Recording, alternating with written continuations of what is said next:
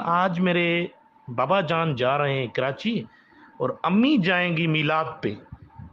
तो जान क्या प्रोग्राम है, मैं आ जाऊं? नहीं जान, छोटा भाई घर में है ना। न छोटे भाई अम्मा आज चुड हर हंध भेण जा या पांजी भेण जे दी ते मीटिंग यू कैंसिल कराई हुई कुत्ती है पुत्र। जान आज मैं रेशम गली जा रही हूँ, तो आप प्लीज आ सकते हैं। हाणे उतों मां जी चोरी घरां निकरंदी रक्शे में वेहंदी, रक्शे वारे खे मैसेज कंदी, जान मैं यहाँ से क्रॉस कर रही हूँ, मैं बेकरी से क्रॉस कर रही हूँ, असां कुत्ते वांगे कढ। जानकाओ जानकाओ, जान जी भेण खे जाओ, भेणे खे जा, तेल तो सड़े 150 रुपयो लीटर तेल आ, माया पोसड़ा। वरी इन सां ख्वार थियण लाइ अक्सर दोस्त वठी हलंदई पंहिंजो को न को, जेके वठी त वेंदा।